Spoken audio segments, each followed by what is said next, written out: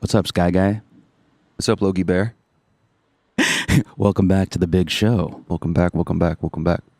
Right now we are on top of what are we on, a parking structure in Berkeley, California. That's right. We're in a parking garage. Yeah. Uh-oh. I'm going to spill liquid every time probably. What is the significance of this parking garage, Logie? We are here to debut a song that's been in the works for the last 9 years. 9 years?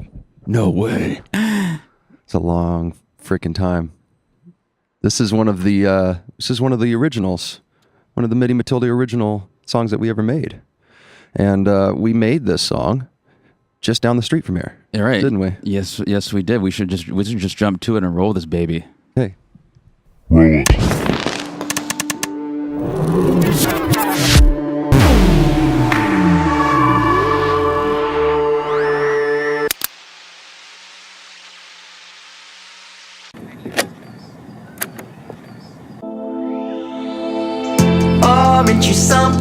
Aren't you something close? Look, then you call me. Look, then you call me. Make luck, love it, find it again. The feeling it shows. Some are wide awake, some are falling asleep by the window pane in their summer clothes. If you can't have this anymore, and you always get what you want, then you are something I never was.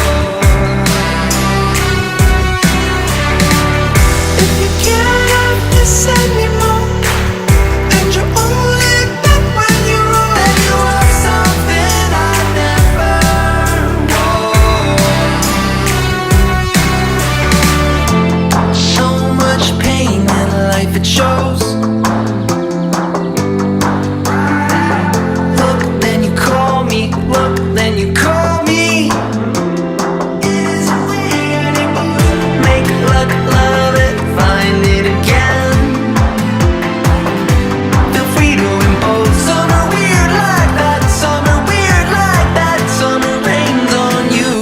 Garden home. If you can't have this anymore, and you always get what you want, then you are something I never was.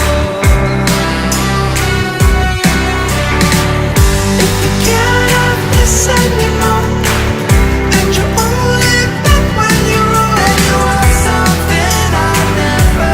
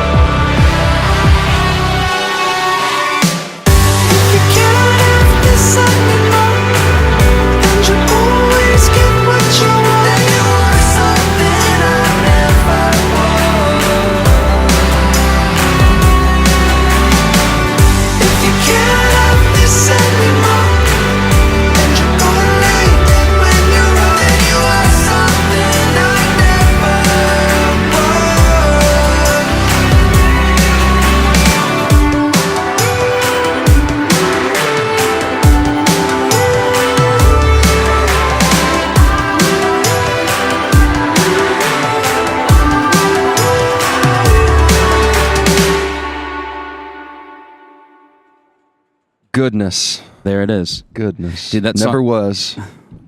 That song has been in the computer, in the minds, for so fucking long. Yeah. Yeah, that must have been song listen number like 650 or something. That's just for you guys though. This hopefully is maybe the first time you've heard it. Maybe some of you who are in our circles have heard this song throughout the years and its many iterations. But we're very proud of it, and we're glad it's outside of our bubble now. Yeah, I feel like it was one of the first songs that was in the Midi Matilda zone that we were writing in, that we were working on, and we got it to a point, but then we couldn't figure out how to finish it. And so it kind of just stayed to the side. And then after that, like we wrote Daydreams and Red Light and those other songs, and those kind of came out. But this one was really, it's kind of in that mode, leaning towards that. Yeah, and I think I remember this song because Logan and I were living together just right up the street for a while on Hayes Street. In fact, we could say exactly where we lived at 2007 Hayes Street. If you ever want to go and see the apartment. I remember writing that song in my little sardine box room in there, and it was kind of like a launching point or a springboard for writing a lot of the songs to come after that. I remember feeling that way. Yeah, we lived in this spot together in Berkeley where we are right now. It's honestly, it's down the street from here. We wanted to record this from the rooftop, where it was also where we shot this Red Light District rooftop acoustic video that we did. We tried to get on the roof to do this, and we went to the property. We sent letters to everybody that lived at this apartment that we used to live in to allow us to get on the roof to record this. No one responded. We went to the property, waited for 45 minutes, rang the bell of everybody that lived there, and we still couldn't get in. And so here we are on a rooftop the shit out of a nearby parking there. lot. Yep.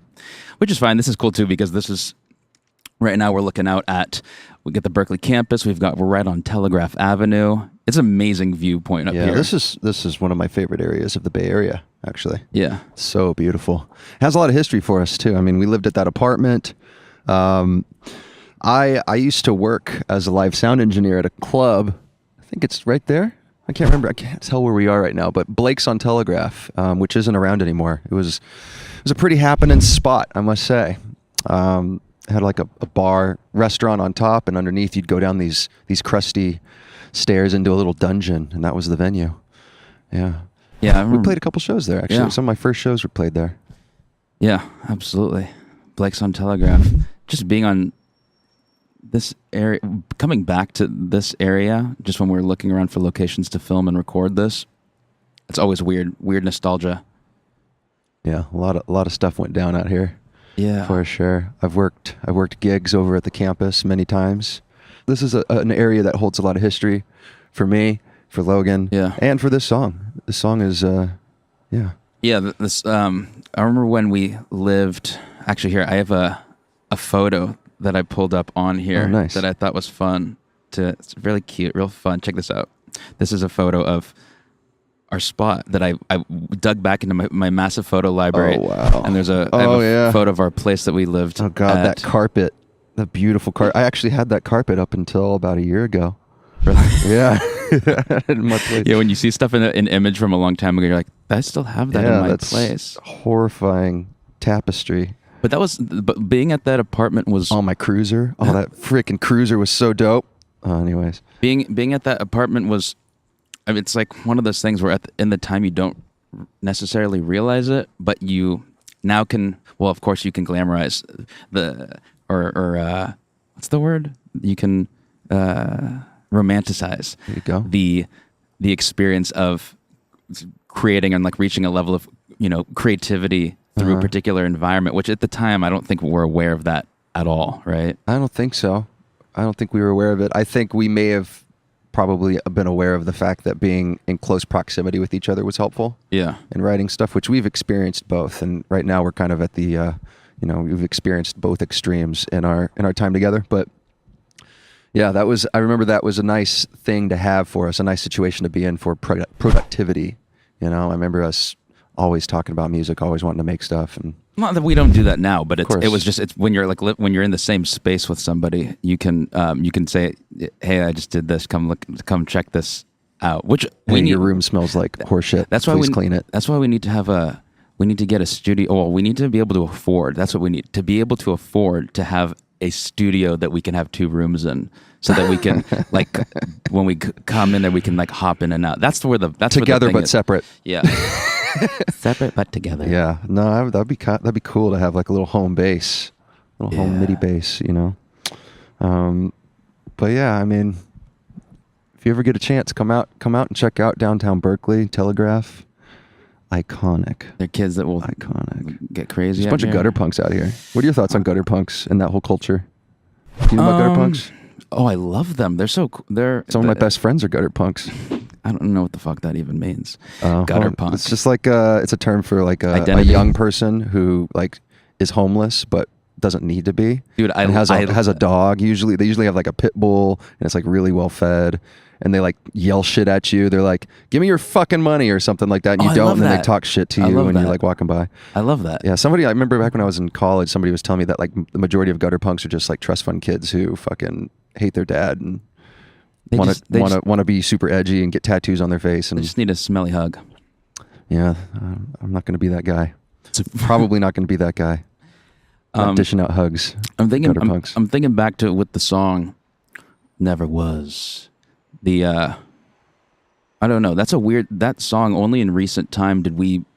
I think we were listening with our manager, Jason, to some new songs we were working on, and this is a very bizarre experience to have, where you have something that's not been heard by the public, but to us, it's old. It's old, and it's already, it's a piece. It's like history, and our like between us, our history, but nobody else has experienced it yet. And so we have a particular relationship with it. And to take something like that and bring it back, not bring it back from the dead, but bring it back in. It feels kind of like it for us. Well, it's like bringing it. It's like putting it with. It's sticking something that we made a long time ago and putting in with things that we've made a couple months ago, and realizing that to somebody that's going to get to listen to it, you person listening, that you experience it for the first time, and it's a fresh piece of art to you, and that's really hard to disconnect from sometimes, because sometimes we have a big giant folder with all, I call it the Midi universe, and it's like maybe, I don't know if it's a couple hundred songs, at least ideas, and we don't necessarily, I don't know, I have a different relationship with it than anybody else. We have I think I would imagine that most bands go through some version of that. Logan and I being a two-piece and sort of being a self-contained production duo, I think means that we have more of those than we feel. Like most bands, I think, can crank out like just dozens of songs because they're in a room together, or they're prolific because there's more people in the band. But for the two of us, like everything we've made, we both are so intimately aware of every little detail of each song and of every movement that happened in making the song. And oftentimes the back and forth between Logan and I, the good stuff happens, the magic stuff happens in our little bedroom studios or wherever we are working at that time separately. So yeah, when I listen back to these older songs and to the Midi Universe folder that you just mentioned, I hear I hear that. But so much stronger. I feel like every song feels like it's super old and nobody's gonna get it. It's too old. I think I get really excited about that. It's really weird, and I almost feel like it's cheating in a way. Yeah. Like are we allowed to do that? Are we allowed to release something that to us feels really old? Yeah. Logan and I wrote every song that we'll ever release within like a period of a year. We have like 5 records ready to go right now. They're just gonna steal from all of them. That's true. Oh, we got a circler. We got a circler. We got a circler. We got a vulture. I'll chat with them if we need to. All right. Yeah. You let them know what's going on here. We're not hurting anybody. We're just talking. There's not even a drone flying around or anything like that. Yeah. There's nothing illegal going on right now at all. Is he leaving? He's pulling out. He's going. See, the thing is when we record these little casts, if you will. Yeah. We have to deal with the elements. We have to deal with people that want to stop us, which is kind of fun. It's like a little bit of a guerrilla style. Yeah, like that's one of our things. We like getting in people's faces, or inviting people to get into ours. Yeah, close absolutely. into our faces. Anyways, what were we talking about? We were talking about old songs. Oh yeah, cool story with the song is the vocal that's on the chorus. Talk about that. Talking about the background vocal in the chorus. Yeah. Oh yeah. Female vocal. This is the only song that has a female vocal on it. This is the only of ours song so far, at least. I think you might be right about that. Yeah, I think this might be the only one. That is a friend of ours from college. I think that vocal was recorded almost 10 years ago. No, it's probably like 8 years ago. 8 years ago? Yeah. Okay. While we were 8 or 7 finishing years up ago. that song, because I know that song had been around a little bit even before she recorded on it. Sure. But her name's Mbushu, but now I think her name is Godaliv. I'm not sure if I'm pronouncing it right. She changed her name. Yeah. But she's one of the best singers I've ever met. Super talented. Hope she's good. Hope she's out there killing it. It's been a long time, but She's going to hear her voice at some point. That's awesome. I think that adds a cool kind of like almost time after time vibe to the track. I mean, the song has kind of evolved into like it's not heavy by any stretch, but it's a little bit more jamming and but it still has the time after time male theme. I want to do more of that. Like have that vibe. It hasn't been tapped into, I don't think, in a while. Like deeper voice and I do all the voices. I could sing high. I could sing up real high. Yeah, that was fun. I think it's always fun bringing people into the studio to collaborate in a way, or just like get their creativity on the track and see what happens. We have a lot of those. Yeah, they don't seem. It just makes it fun to record shit. Yeah, I think involving other people is one of the best ways to ensure that you're going to get the most creative thing. I mean, just collaboration in general. You know, some people are great mavericks. They just do it themselves and. Like Logan Paul. Like Logan Paul. Yeah. You just forget. The perfect example. Low Gang. If you're in the Low Gang. Oh, man. Logan Paul. Did you see the fight? Did you eventually see the fight? The fight that that was back in the day? Yes. I watched. I paid for it. I gave him $10 to watch the first. Well, actually, that wasn't the first YouTube fight, but that was arguably the biggest one at the time. Yeah, that was the big one at the time. That was the first time. Yeah, I remember how hyped that thing got. Yeah, it was very satisfying to watch Jake Paul get smashed in the face. Oh man, one time I was on an airplane ride. I think I was leaving LA because I had just worked with Logan for a few days. Logan. Logamos Logan. This guy over here. And yeah, I was on the plane and these two young people were on the plane next to me. It turns out I think one of them was Logan's like promoter. He was like they were both on Logan's team. Is it Logan or is it Jake who was is it called Team 10? Team 10, that's Jake. That's Jake. Okay, they were on Jake's team, I believe. And just like the two of them really seemed like they were from that culture. You know, like the way they talked, the way they were like being super disrespectful to the flight attendant. The girl was like just blowing her jewel smoke, you know, a little like vaporizer, like in the face of the stewardess as she was telling her to put it away. It was just, I'd never seen anything like it, honestly. And, disregard for any other human. Yeah, absolute, complete 100% contempt and disregard. She's being her, man. Yeah, dude. Hey, there's this hilarious. She's living her best life. There's a sketch that's one of my favorites off of Portlandia, where it's Fred is living in some apartment, and I forget what her name is. Whoever's listening to this is going to kill me. I forget what her name is, but she is coming up to the door, knocking on it because she's hearing loud sounds inside. And the kind of theme is that she lives nearby. She's hearing craziness going on inside the apartment. Yeah. She knocks on the door, and he comes to the door, and it's at first he's maybe like treating his girlfriend badly. You're not sure what's going on. You never see it. She comes back again. It's like he just like got in a fight with her, like a fist fight maybe. And he's just kind of playing it as big. Yeah, everything's going fine in here. Yeah. Eventually, it's that he has murdered her. He has murdered her. But every time that she comes back, he goes, "You know, it's fine. You just, I'm just gonna do me. You just do you. Like that. It's totally fine. Let's just stay in our own lane. Let's just keep our business to ourselves. Let's not bother each other." Yeah. And then it escalates to a point where the cops come. He's like murdered his girlfriend. There's blood everywhere. The cops come. And they're like, we've got you under arrest. Yeah. Come outside. And he says, he talks to the cops and goes, "You know what? I understand. This is fine. But you do you. Let me do me."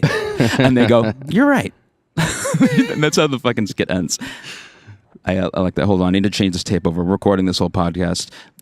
Drone cast, Midi Moment experience to cassette. The highest form of technology. Yes. Hold on. Yes.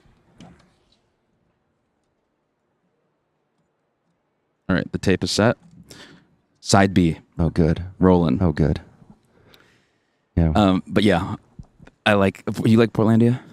I did watch a few episodes in the very beginning. I thought it was great. I loved that store. It's like all women something store.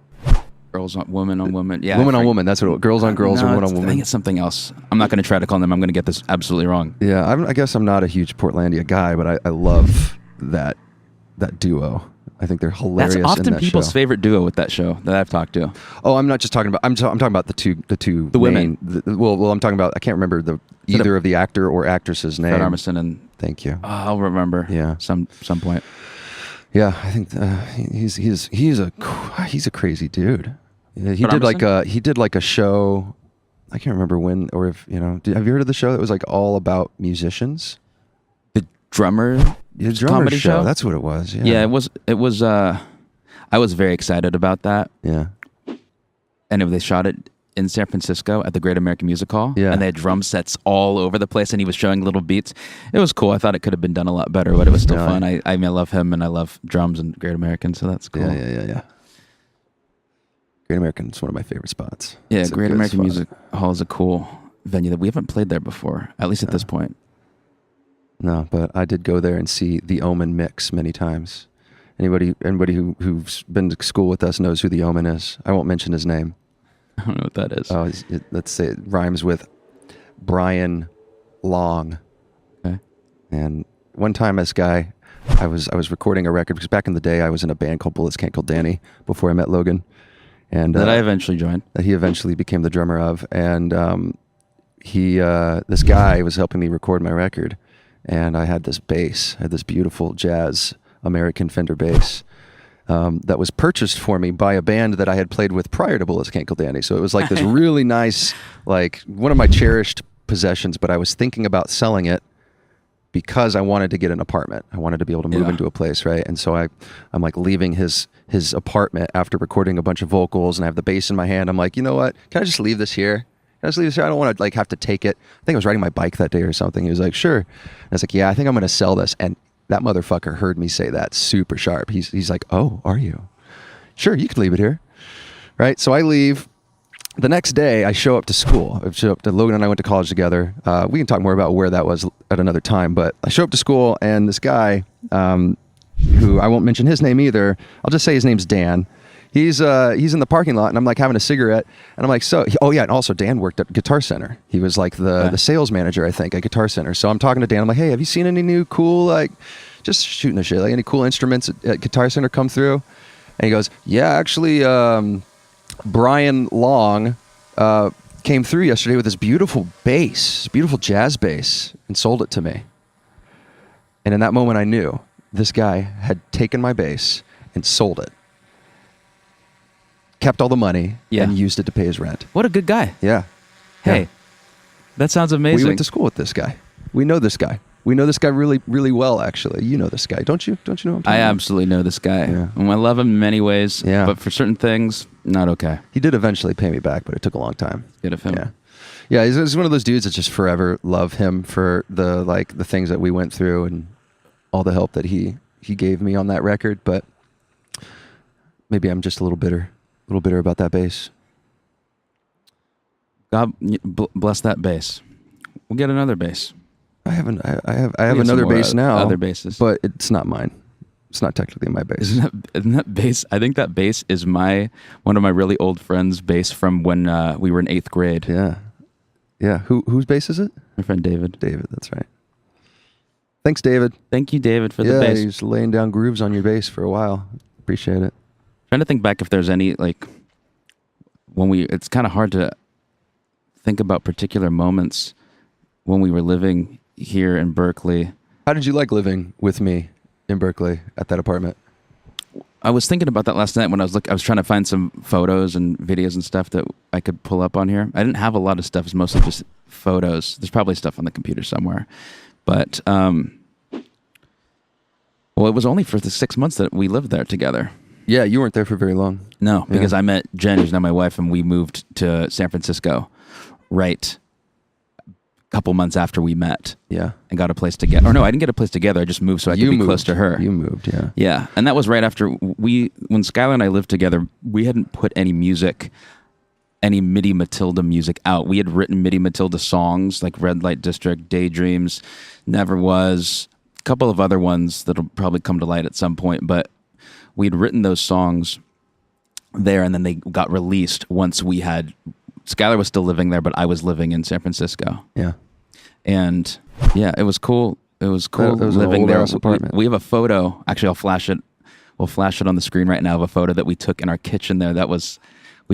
We had this staged photo that we did with our buddy Brian. Oh, yeah. I don't know why we did this other than just to make a weird ass photo. Yeah, and it's Skylar and I sitting in the kitchen, but we created this little scene where we're dressed up in these very, like, I don't know if it's conservative outfits fits, and we're just very awkward looking. With you have like a book or a Bible or something under your arm. I had we literally just like looked for any possible prop or any little thing that we could to make it consistent in that photo. I think I'm holding my 1960s Polaroid camera that comes in a little leather case. Yeah, or it's on the table, I think. Oh, maybe that's on the table. I can't remember if I'm holding it or not, but yeah, I think this picture, you had a cigarette in your hand. That you don't smoke cigarettes. I've but never like smoked a cigarette. it had burned like pretty far into the cigarette, so you had all this ash hanging off the tip that looked kind of cool. Maybe. Yeah, I remember that picture. It's in your bathroom, isn't it? Isn't that picture hung up proudly in your bathroom now? No, it's on the wall in the hallway. If you're listening, if you're watching this, you're looking at this probably right now. It's beautiful. So yeah, enjoy that image. I think what was cool about that was just trying weird stuff. Like for instance, we shot that red light district rooftop video because we lived there and used it as just the location built in, because why not shoot a live thing? I think that trips me out every time I see a lot of people that or you as a listener, maybe might be a fan of that. We've had a lot of people that we know really like that thing that we did, but at the time it was just a kind of, not throwaway, but just just why don't we shoot this thing up on the roof? And then you see how a little idea like that at the time can turn into something that lives on and becomes something that is like, even, this is what, doing that video is partially why we're on this rooftop right now doing this recording, right? It's like related. There's a thread there, and it's just sort of this unspoken thing that we do. I get, is that us or is that people in general? I think that's us. I don't think Lil Pump is doing an acoustic video on his apartment, but hey, maybe. I think maybe that's just us. Well, that's what I'm thinking about. And even us recording this right now, I say, you know what it is? It's like, for the artists that we love, I say, I would love for them to do something like this, what we're recording. And I sometimes question, I'm like, is it a bad idea for us to record something like this? Or is it, like, it's this weird balance of being like, this is a really good idea. We should record this because this would be really fun. And I think people would have fun with this. But then I say, but if this was a good idea, wouldn't other people have done it already? And I get really confused by that, and I go back and forth between thinking this will be really amazing or like this is the worst idea ever. If you're listening to this right now, bless your heart. Comment down below. Is this the best or worst idea ever? Then go subscribe, then smash that like, that merch. Thumbs up, not the thumbs down. Link in bio. Follow us on Instagram. We need to follow up us on Instagram. SoundCloud. Do we even? Yeah, we have SoundCloud. Pure Volume. Oh man. Did you go on? I remember having songs. I had like Pure Volume. 4 different Pure Volume accounts, probably. If you type in, there's certain things that if you type in, you will be like, holy shit, this is still living on the internet. Yeah. Like Pure Volume. Yeah, MySpace. I literally typed myspace.com within the last week to see if it's like, what is it like? They have a very large search box. Yeah. Very bold search box. I don't know if that's doing anything for them, but they're unique in that sense. Because their older user base is losing their vision. They can't see this. They can't see that search box. Yeah, Facebook seems like it's very much on the way out right now. Really? Oh yeah, Philip DeFranco, shout out again. He was talking about that the other day. I remember seeing some bit where he was saying that the user base is just people have it, but they're just not. Yeah. They're deleting the app off their phone. Sure. And I do that. But they're often. still using Instagram like crazy. Instagram's on. Hey, they'll be okay if Facebook proper like somehow fades off. All they got to do is hold on to Instagram. Keep that thing relevant. That's true. Keep stealing the ideas from people like Snapchat and make it better. That's true. Yeah. My girlfriend, she well, I won't go into it. I'm not allowed to tell what she does, but she works for Facebook. That's cool. Yeah. So they're probably listening to us right now. Hi, Facebook. Please don't hurt us.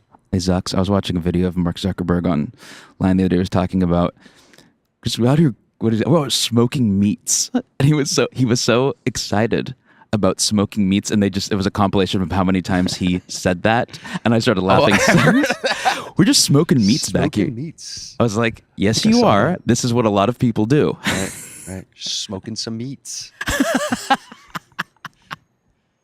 It's like, yes, you are relating to the humans right now. Yes, that's right. What would it be like to see someone like Elon Musk, the Zucks? Yeah. And who would be another good person that's just kind of socially bizarre to have a conversation? Like another, like Titan, like them. Elon Musk, Mark Zuckerberg, and like somebody awkward. Oh, what's his name? Peter Thiel. Like Kanye, maybe? Hey, Kanye, that's a good idea. dude, That's a good idea. That would be a good one. Thank you, Egan. Yeah. Eye in the sky, eagle eye. Yeah, he's always there for us. Actually, I did sound for Mark Zuckerberg once. Yeah. Yeah. And What was that like? Well, like when I went to go mic him up, like he was, I've mic'd up some famous people before, and he was just dressed normally like he usually dresses. He's surrounded by all these people. Put the microphone on him the entire time. Does not recognize me one time. That's usual. That's typical. Acknowledge me. you. Excuse me. He does not acknowledge me being there. I ask him a question like, "Do you want this on your belt? Do you want this here?" Doesn't answer. So I just say, "Okay, I'm going to put it on his belt." And his little bitty belt back there. I clip it in there. Could give him a pinch on the butt. It would Oh never God, I want to forget give him that. a little squeeze in the butt. But Never forget you. Oh yeah, probably not. Actually, so we're walking after he's done. Like I had to go to the bathroom super bad. Apparently, so did he. So like we both ended up going to the bathroom at about the same time. And then as he's coming out of the bathroom, it's this very narrow little hallway, right? So you can't really like you have to kind of like do that to get by him. And we made eye contact, and I'm like, "Hey," and he's like, "Hey." That was it. Funny. That's my budding, lifelong Budding relationship with my meat smoking buddy. Oh, the story of budding with the Zucks. Budding with the Zucks. Smoking the meats with Zucks. Yeah, that's a good question. I mean, Elon and all those guys. That's We should all. that's We should all interesting. get together sometime. Watching that video of the Zucks in the backyard, smoking the meats with his buddies, it would be. I don't know. I think that's like the actual experience of being with those dudes in the backyard. Yeah. Would be surprisingly. Boring. It'd be probably boring and surprisingly normal. Yeah, it would to be hanging out with Absolutely. them. And then we'd be served by servants the entire time. But it's always so. I mean, I think everybody wants, or I know I do. I want the experience of what it would be like to interact with these people that influence a lot of people. It may be artists, or I guess it's more so artists, people that create cool shit, and to see how they kind of actually hang out. It's very hard to get into that space of even people just that connecting, like basic connection to somebody like that. There are people that I like Joe Rogan or Casey Neistat are one of these people that I watch and listen to all of their stuff, and you feel like you're so close to them, but the actual experience of interacting with them in person, you would be shocked. You'd be like, whoa, they're this kind of vibe. Sure. And it can be as subtle as a particular amount of eye contact, or I remember or a response, like a normal response. Exactly. Or something. How did they respond to me? Like, how does somebody respond to me like, Skylar, you're a fucking dick. You're a dickwad. Am I the rich person? I'm just saying. Role-playing? I'm saying you get to see somebody's true color. They're true, who they truly are in those moments, and often those are edited out, right? Those are Right. what are most interesting. Yeah, and the people who get to that level, I think, especially as young people, they just develop this ego, this sort of like consistent mentality where they have to be that person, right? They have to live up to that stature that they've achieved. But yeah, I'd like to think that you could sit down with Elon and just have a slice of pizza and a coffee or something and have a normal conversation with the guy. I'm sure he would. I think I could probably imagine which people would be difficult and which people wouldn't. Stay at the table. I'm going mobile for a second. I want to see it. We have right now with this fancy, actually, yeah, I guess it is a fancy headphone thing, which allows for long distance podcast action. Skylar, how is this? I'm walking around our table right now. This is probably not very interesting via audio, but I'm curious to see. Looks like performance art. Like you're like tethered to this table and you're just walking around with this cable. Wait, let's see if I can hop up on You something. seem very Hold on. able. I want to create the longest distance between two people having a radio conversation in the history. Should I go the opposite direction?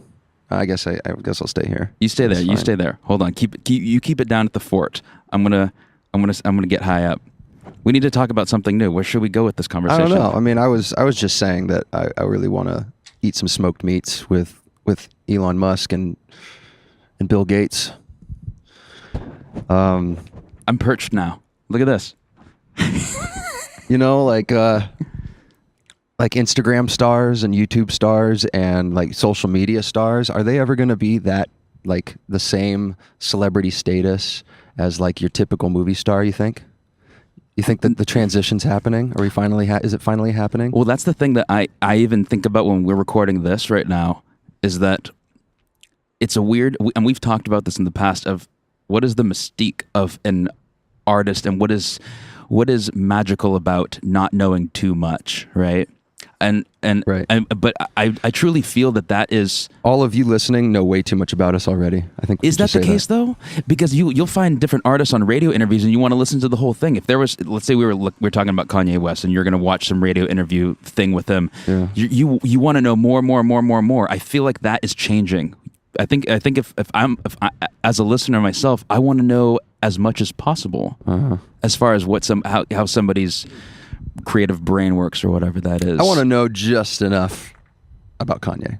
I don't know if I want to know every little thing about Kanye. I want to know him. That's what I want. I mean, if I could meet him in person, that'd be sick. I think I would know him in person.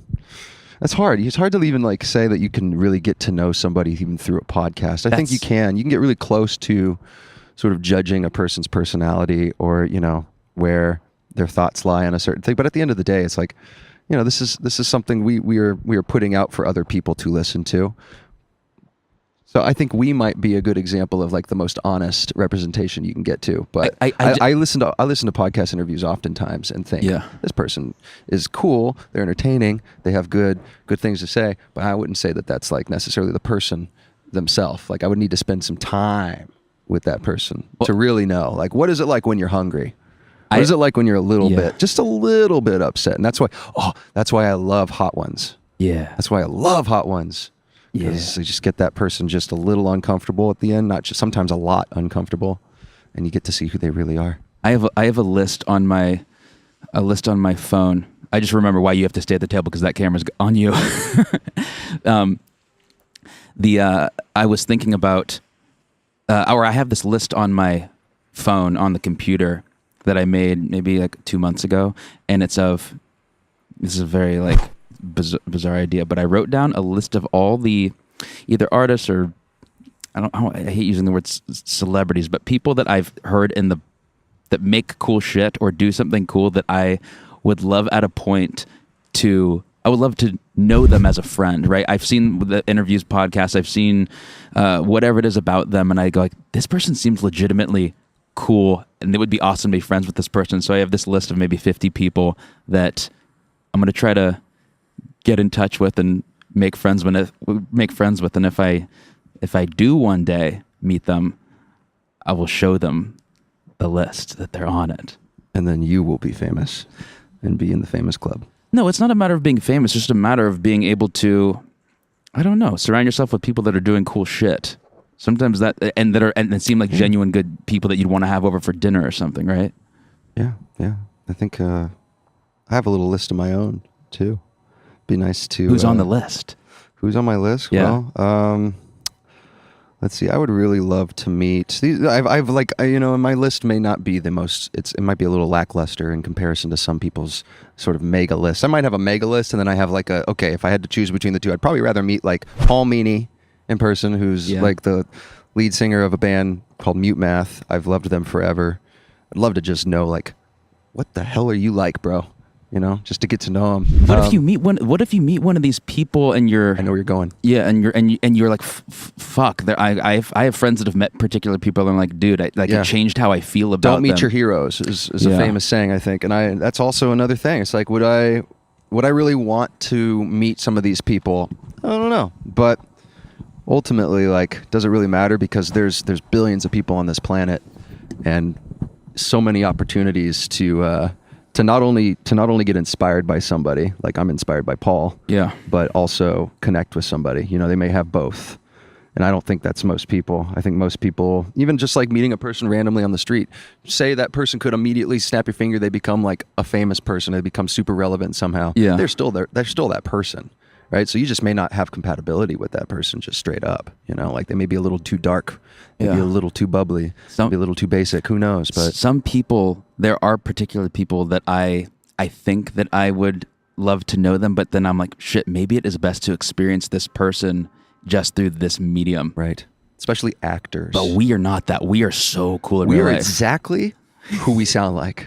we are so beyond that. If you were to meet us, you'd say, wow, these guys are incredible. I want them over for dinner. They're so I want to cool. make them a baked potato and cool. They're so cool. Oh my God.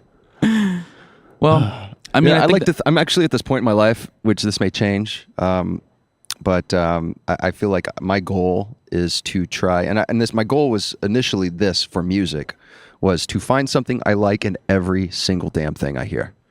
in music. In music. That's a good way to Every look at it. single thing I hear, I try to find one thing I like about it, because it's really easy for me to find things I don't like about music. You know, like I can come up with all kinds of reasons not to like something, but if there's just one moment, even like one sample or even just one sound, I'm like, okay, at least there's that. Okay, I like that. It's a mental exercise. It doesn't mean I'm That's going to good. like love everything and everything's going to be my favorite music, but it gives me like a switch in my mind to try and find things that I like. And I've been trying to do that with people, because that's something I struggle with and have struggled with for a long time. Is if I meet somebody who immediately turns me off, like there's one little thing about them in the first 5 to 10 seconds or something, it plagues my perspective of them the rest of the time. So now I've been trying to make it so that I meet somebody and immediately when that impulse comes up, I kill it and I say, what do I like about you?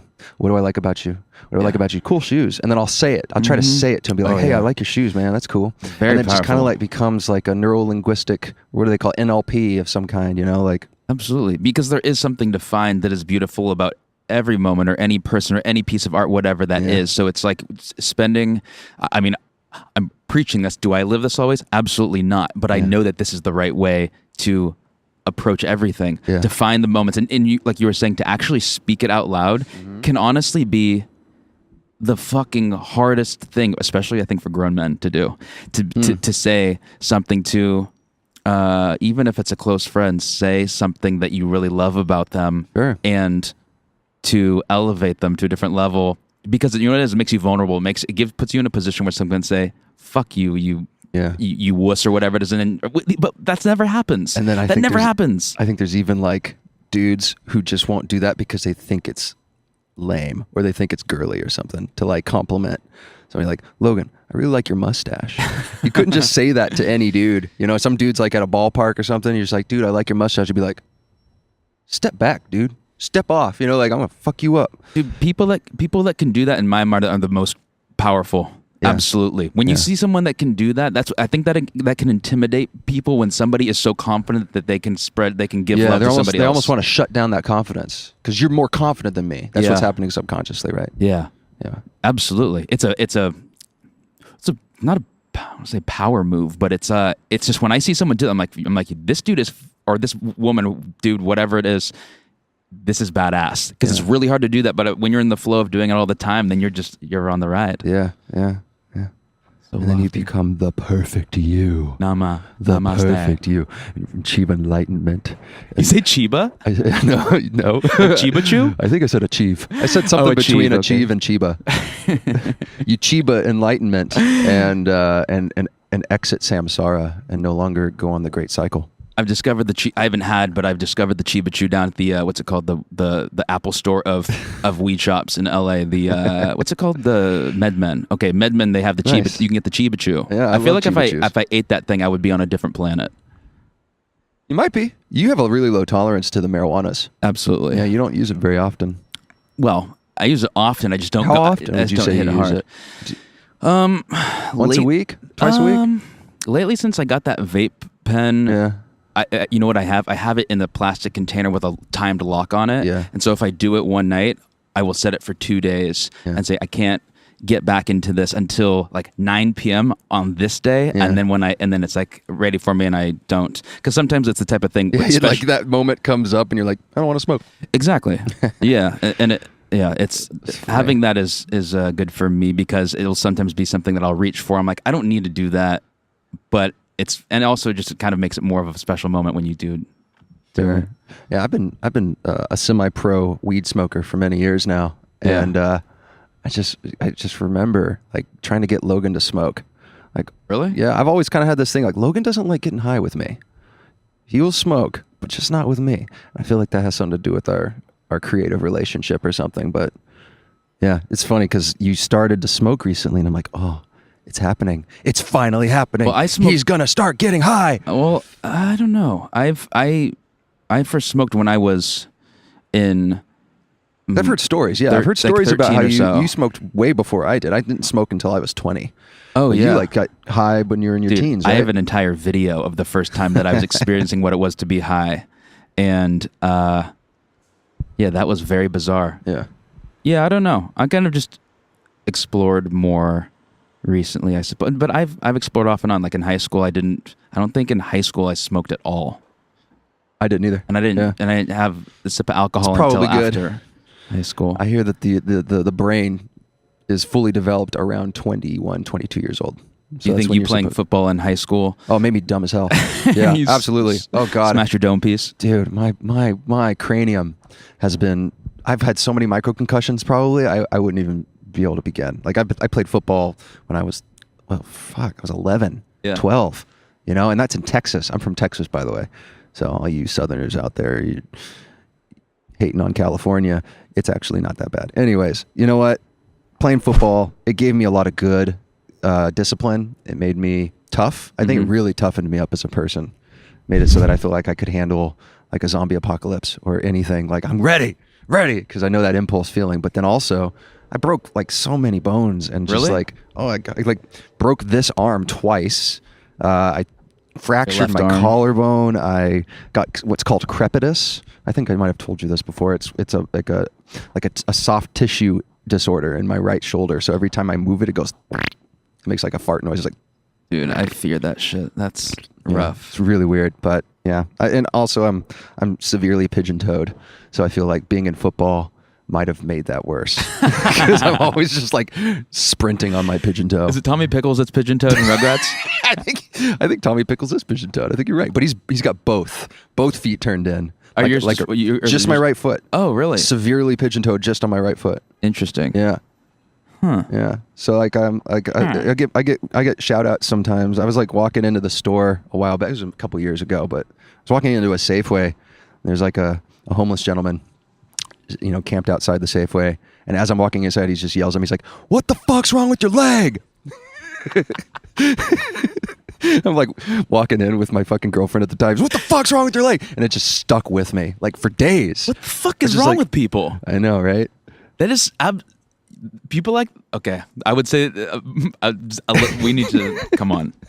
That I guess I don't know. Everyone's that's where they're at. I don't know. Yeah, and then I just think this is not even that long ago. This is like 6 months ago. I was sitting at the pool with my girlfriend and her younger sister, and I'm walking back from getting a drink of water, and her younger sister goes, "Is your leg okay?"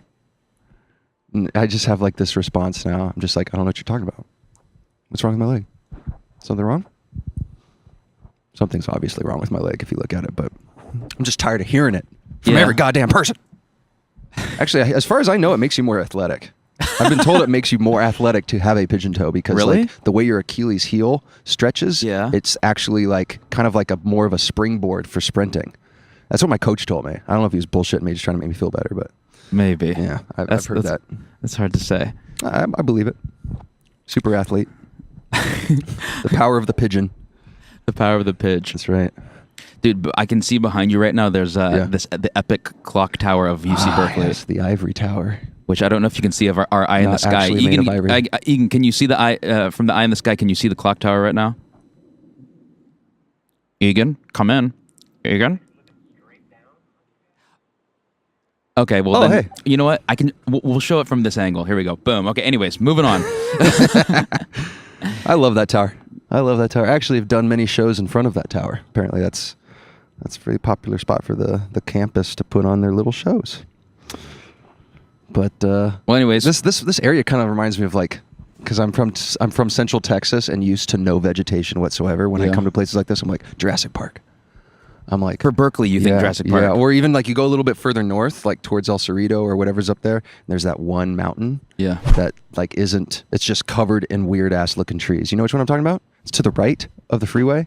Yeah. Looks Absolutely. just I like love it's that. out of like a movie somewhere. I actually something that I do in the car. I've done this since I was a little kid. I guess Yeah. since Jurassic Park came out, is I will be in the car and I will look out. This actually I think applies to a lot of music video or like ideas for videos. Is I will look out and I will watch the road go by and I will imagine a T-Rex Yeah, I will imagine the T-Rex keeping up with the vehicle, not like trying to destroy just the like vehicle. that scene with Jeff Goldblum. No, it's more so it's more so as if it's not a skiing T-Rex, but it is a T-Rex that is navigating through the elements, and you're kind of watching that perspective. I always love the perspective of moving on a surface and something that's able to keep up and change within the frame. Yeah. And so it just kind of is like, it's keeping, you know what it is? It's keeping up as if we were like in a gang going together, and the T-Rex is just like looking over and just like jamming So it's away. like it's like part of your gang. It's like part of the team. It's not there to get you. Yeah, it's like what? It's like if you were like that. an Avenger and you're watching the Hulk like kick ass next to you. Oh God, there'd be nothing cooler than a T-Rex that's like your friend. Oh yeah. Can you imagine that?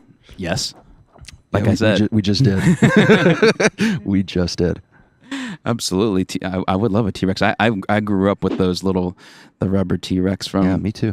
Jurassic Park. I had and one Ninja named Turtles. Sharpie. I had like a little green and yellow T-Rex that was missing an arm because my sister, she was like 2, she bit it off. It was my favorite T-Rex. It's called Sharpie. Dude, I had a. Yeah, you know what? I honestly, at my mom's house down in their storage, I have a lot of those toys from when I was little, just waiting to be put in the studio as a little ornament. Oh, nice. I had the most massive Hot Wheels collection. Yeah? So many fucking Not Hot me. Wheels. So many Hot Wheels, and they're all gone, and we got rid of all of them. So I had some pretty special McDonald's version Hot Wheels in there. Remember when McDonald's was doing the Hot Wheels? I honestly don't, because I didn't grow up going to You McDonald's. didn't go to McDonald's. You're a lifetime vegetarian. Yeah. So that doesn't give you a whole lot of options. Yeah, I had fish up until I was about 15. Yeah. And actually since we're up in the Bay Area right now, staying at my mama's house, there's a Burger King that we drove past, and my memory of this Burger King is riding my brother and I would ride our bikes from our house over the hill to this Burger King to get a filet of fish sandwich, which is apparently the most, I mean, I don't eat it anymore, but people are very offended by the filet of fish sandwich. Why are Because people it's offended? a piece of white fish with tartar sauce. It's just, I get it, but still in my mind, the memory of it is delicious. Oh, they're so good. Really? I like them. So we're both in the alignment for the filet of fish. Sure. I mean, it's never the thing that I order. Yeah. But I mean, if somebody were to say, I'm sorry, all we have is fillets of fish from McDonald's, I would eat one. You know, I wouldn't turn it down. But yeah, certainly not my main pick. I've never had a burger in my life, so filet of fish is the closest thing to. makes Well, I guess a sense. veggie burger or Yeah. something is closer. Yeah. Well, I'd tell you, you're missing out, but you don't care. Well, I think What was that? What was that, Eagles? That's true. That's true. And French fries or chips. that's true. Let's get some fries on the side. Well, we gotta wrap up, so we should talk about this tape right here. I'm gonna Oh yes, we stop need this. to mention the cassette.